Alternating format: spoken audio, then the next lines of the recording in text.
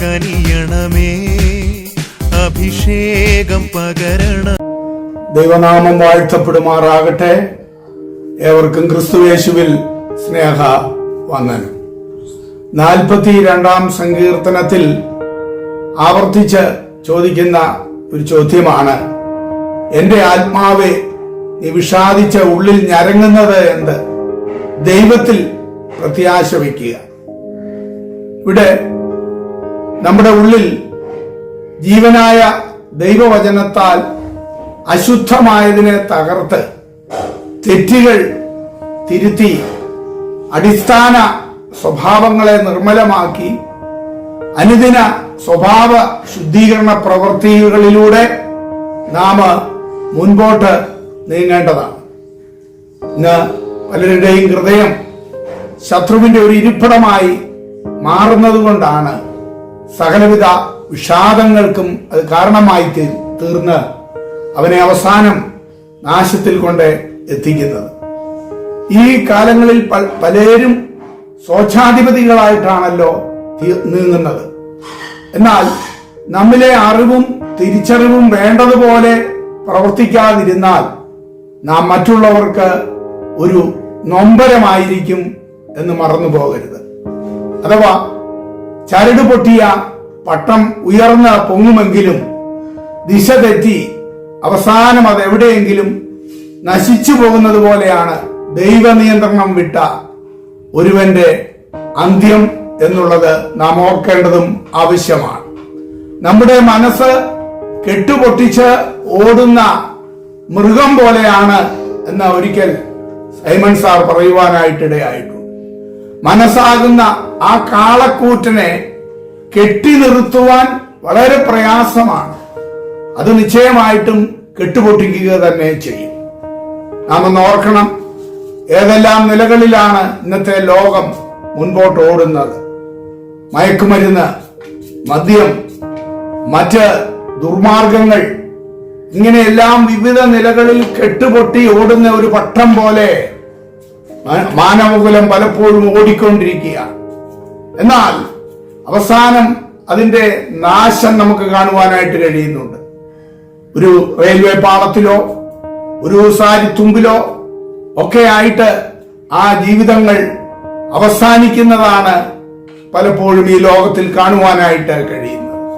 കാരണം മനസ്സിനെ നിയന്ത്രിപ്പാൻ കഴിയാതെ വണ്ണം അതിന്റെ ആ എല്ലാ ചിന്തകളെയും അത് കൈവശമാക്കേണ്ടതിന് വേണ്ടിയിട്ട് ഇങ്ങനെ ദൈവത്തിങ്കൽ നിന്ന് തിരിഞ്ഞോടുന്ന ആ ഓട്ടം പൈശാചികമാകുന്ന ഓട്ടമാണ് എന്ന് നാം മനസ്സിലാക്കേണ്ടത് ആവശ്യമാണ്. ലോകത്തിൽ എന്തെല്ലാം വെട്ടിപ്പിടിച്ചാലും അവന് തൃപ്തിയില്ലാത്ത ഓട്ടം. അതെ, ഇവിടെ സങ്കീർത്തനക്കാരൻ ചോദിക്കുകയാണ്, എന്റെ ആത്മാവെ നീ വിഷാദിച്ച് ഉള്ളിൽ ഞരങ്ങുന്നത് എന്ത്? എന്നാൽ സങ്കീർത്തനക്കാരൻ തന്നെ അവിടെ പാടുന്നു, മാൻ നീർത്തോടുകളിലേക്ക് ചെല്ലുവാൻ കാംക്ഷിക്കുന്നത് പോലെ ഹോവേ എന്റെ ആത്മാവ് നിന്നോട് ചേരുവാൻ കാംക്ഷിക്കുന്നു. അതേ, ദൈവത്തോടും ദൈവവചനത്തോടുമുള്ള ആ കാംക്ഷ, ആ ദാഹം നിശ്ചയമായിട്ടും അവനെ ഉന്നതികളിൽ കൊണ്ടെത്തിക്കുവാനായിട്ട് ഇടയായിത്തീരും എന്നുള്ളതിന് യാതൊരു സംശയവുമില്ല. ആ ദൈവ കരങ്ങളിൽ നമ്മെ ഏൽപ്പിച്ചു കൊടുക്കാം. അങ്ങനെയെങ്കിൽ ദൈവത്താൽ നിയന്ത്രിക്കപ്പെട്ട ദൈവത്തിന്റെ കരങ്ങളിൽ ആ പട്ടത്തിന്റെ കടിഞ്ഞാൻ എന്നതുപോലെ നിയന്ത്രണം ദൈവകരങ്ങളിലായിരിക്കും. ആ ദൈവകരങ്ങളിൽ നമ്മെ സമർപ്പിക്കാം. അവിടുന്ന് നമ്മെ അനുഗ്രഹിക്കുമാറാകട്ടെ. ആമേൻ. ആത്മാവെ കനിയണമേ, അഭിഷേകം പകരണമേ.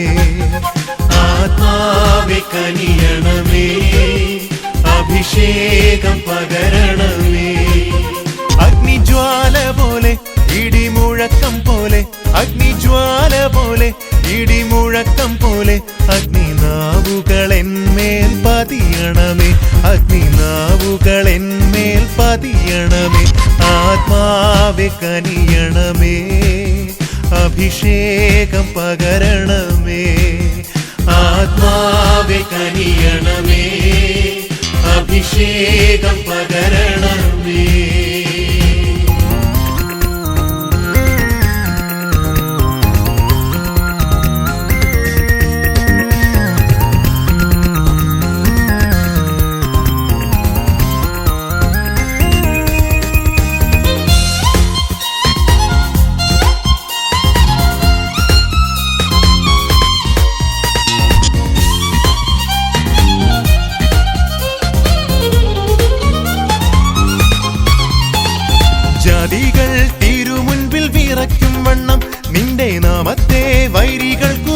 വെളിപ്പെടുത്താൻ, ജാതികൾ തിരുമുൻപിൽ വിറയ്ക്കും വണ്ണം നിന്റെ നാമത്തെ വൈരികൾക്കു വെളിപ്പെടുത്താൻ, തീയിൽ ചുള്ളി കത്തും പോലെ നീ ഇറങ്ങണമേ, വെള്ളം തിളയ്ക്കുന്ന പോലെ നീ കവിയണമേ, തീയിൽ ചുള്ളി കത്തും പോലെ നീ ഇറങ്ങണമേ, വെള്ളം തിളയ്ക്കുന്ന പോലെ നീ കവിയണമേ, ആത്മാവെ കനിയണമേ, അഭിഷേകം പകരണമേ, ആത്മാവെ കനിയണമേ, അഭിഷേകം പകരണമേ.